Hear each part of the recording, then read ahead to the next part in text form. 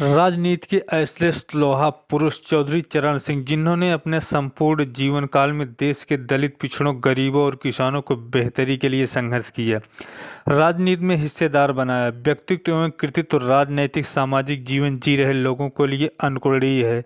आज हमारा मुल्क भारत भ्रष्टाचार के दलदल में फंसा है।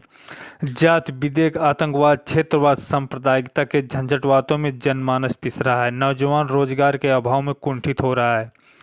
गरीब और गरीब तथा अमीर और अमीर होता जा रहा है। अन्नदाता किसान, खेत और बाजार दोनों जगह लूटा जा रहा है। विकास के नाम पर किसी भूमि का अधिग्रहण किसानों के साथ साथ देश को भी संकट की ओर ले जाया जा रहा है। जिस प्रकार अंधेरे में राह देखने के लिए प्रकाश पुंज की आवश्यकता होती है, उसी प्रकार जन समस्याओं को समझने के लिए हृदय एवं जन समस्याओं से निजात पाने के लिए पथ प्रदर्शकों की जरूरत होती है। गरीब, किसान, दलित, मजदूर को उसका अधिकार बताने वाले, अमूल चूल व्यवस्था परिवर्तन करने वाले चौधरी चरण सिंह की नीतियाँ, विचार हमारे बीच दीप स्तंभ की भांति विद्यमान हैं। चौधरी चरण सिंह ने अपना संपूर्ण जीवन बारीकता एवं ग्रामीण परिवेश की मर्यादा में जिया। बाबूगढ़ छावनी के निकट नूरपुर गांव, तहसील हापुड़, जनपद गाजियाबाद, कश्मीरी मेरठ में काली मिट्टी के अनगढ़ और फूस के छप्पर वाली मड़ैये में 23 दिसंबर 1902 को आपका जन्म हुआ। चौधरी चरण सिंह के पिता चौधरी मीर सिंह ने अपने नैतिक मूल्यों को विरासत में चरण सिंह को सौंपा था। चरण सिंह ने जन्म के 6 वर्ष बाद चौधरी मीर सिंह सहपरिवार नूरपुर में जानी खुर्द गांव आकर बस गए। यहीं के परिवेश में चौधरी चरण सिंह ने नन्हे हृदय में गांव, गरीब, किसान के शोषण के खिलाफ संघर्ष का बीजारोपण हुआ। आगरा विश्वविद्यालय से कानून की शिक्षा लेकर 1928 में चौधरी चरण सिंह ने ईमानदारी, साफगोई और कर्तव्यनिष्ठ पूर्वक गाजियाबाद में वकालत प्रारंभ की। वकालत जैसे व्यवसाय पेशे में भी चौधरी चरण सिंह उन्हीं मुकदमों को स्वीकार करते थे जिन्हें मुकुल का पक्ष न्यायपूर्ण होता था। कांग्रेस के लाहौर अधिवेशन में 1929 में पूर्ण स्वराज उद्देश्य से प्रभावित होकर युवा चरण सिंह ने गाजियाबाद में कांग्रेस कमेटी का गठन किया। 1930 में महात्मा गांधी तथा सविनय अवज्ञा आंदोलन के तहत नमक कानून तोड़ो का आह्वान किया। गांधी जी ने डांडी मार्च किया। आज़ादी के दीवाने चरण सिंह ने गाजियाबाद की सीमा पर बहने वाली हिंडन नदी पर नमक बनाया। परिणाम स्वरूप चरण सिंह को 6 साल की सजा हुई। जेल से वापसी के बाद चरण सिंह ने महात्मा गांधी के नेतृत्व में स्वयं को पूरी तरह से स्वतंत्रता संग्राम में समर्पित कर दिया। 1940 के व्यक्तिगत सत्याग्रह में भी चरण सिंह गिरफ्तार हुए और अक्टूबर 1941 में मुक्त हुए।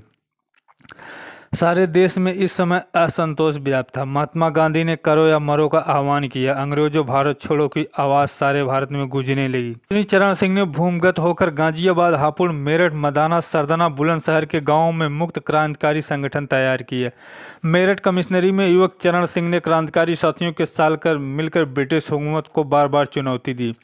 मेरठ प्रशासन ने चरण सिंह को देखते ही गोली मारने का आदेश दे रखा था। एक तरफ पुलिस चरण सिंह की टोल लेती, दूसरी तरफ चरण सिंह जनता के बीच सभाएं करके निकल जाते। एक दिन पुलिस ने चरण को गिरफ्तार कर लिया। राजबंदी के रूप में 1.5 वर्ष की सजा हुई।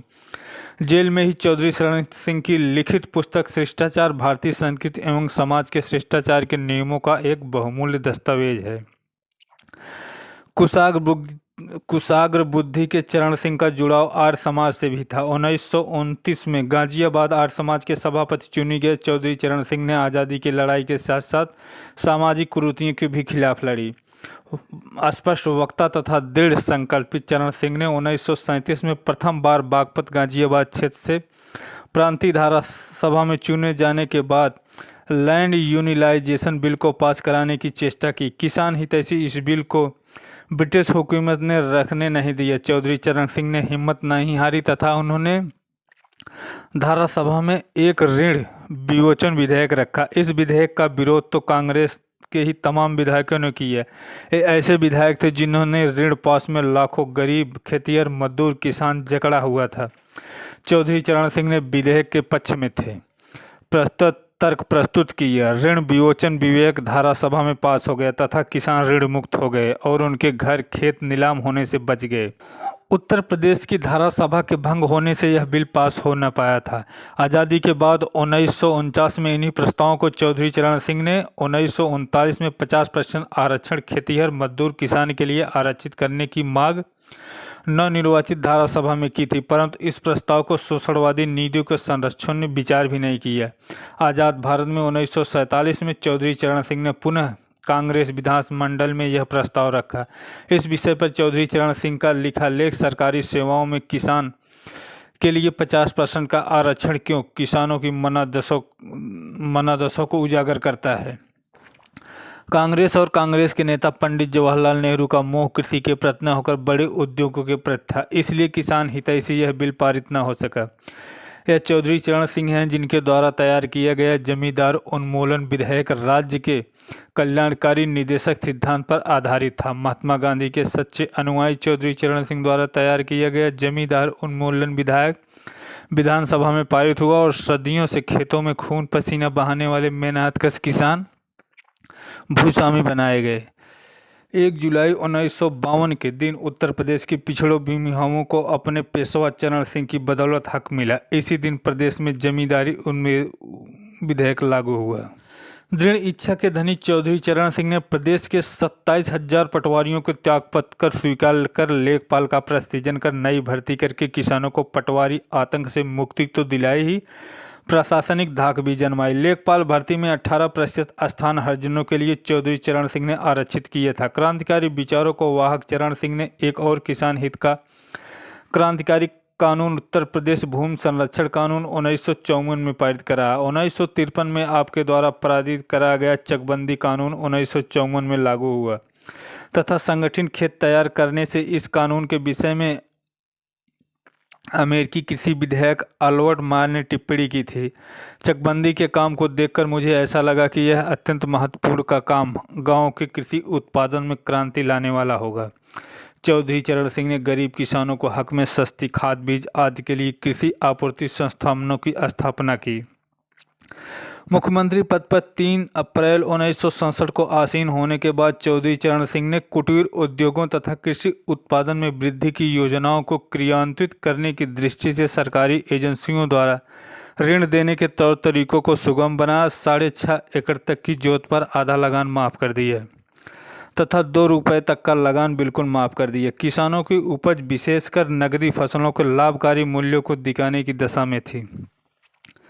महत्वपूर्ण निर्णय लिए भूमि भवन कर समाप्त कर दिया। सरकारी कामकाज में हिंदी का 100% प्रयोग तथा 23 तहसीलों में जो उर्दू बाहुल्य थी सरकारी गजट उर्दू में थी उपलब्ध कराने की व्यवस्था की। किसानों के लिए जोत बही की व्यवस्था चौधरी चरण सिंह की ही देन है। ब्रिटेन काल से चले आ रहे नहर की पटरियों पर चलने की पाबंदी को चौधरी चरण सिंह ने ही कानून समाप्त कराया। चौधरी चरण सिंह एक ऐसे नेता थे जिनकी ईमानदारी, नैतिकता तथा प्रशासनिक दृढ़ता के कारण उत्तर प्रदेश में भ्रष्टाचार पर प्रभावी अंकुश लगा था। सरकारी कर्मचारियों में रिश्वतखोरी समाप्त हो गई थी। 17 अप्रैल 1968 को चौधरी चरण सिंह ने मुख्यमंत्री पद से त्यागपत्र दे दिए। मात्र 10 माह में किसानों व जनहित के ठोस कदम उठाने वाले चरण सिंह ने 1969 के मध्यवर्ती चुनाव में 98 विधायक जीता लाए। 17 फरवरी 1970 को चौधरी चरण पुनः मुख्यमंत्री बने। चौधरी चरण सिंह ने सत्ता में आते ही कृषि उत्पादन बढ़ाने की नीति को प्रोत्साहन देते हुए उर्वरकों से बिक्री कर उठा लिए। 3.5 एकड़ जोत का लगान माफ कर दिए। भूमिहीन किसानों मजदूरों को कृषि भूमि दिलाने का कार्य पर जोर दिया। 6 माह की अवधि में ही 6,26,368 एकड़ भूमि की सीरदारी के पट्टे और 31,188 एकड़ के आसीन पट्टे वितरित किए।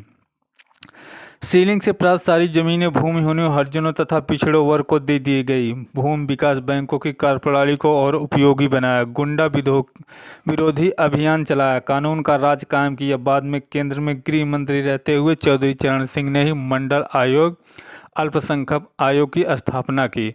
1979 में वित्त मंत्री तथा उप प्रधानमंत्री के रूप में राष्ट्रीय कृषि एवं ग्रामीण विकास बैंक नाबार्ड की स्थापना की। उर्वरकों एवं डीजल के दामों में कमी की। कृषि यंत्रों पर उत्पादन शुल्क घटाया। काम के बदले अनाज योजना लागू की। यह चौधरी चरण सिंह ही थे जिन्होंने महात्मा गांधी की सोच के प्रारंभ अंत्योदय योजना को प्रारंभ किया। विलासिता की सामग्री पर भारी कर चौधरी चरण सिंह ने ही लगाए।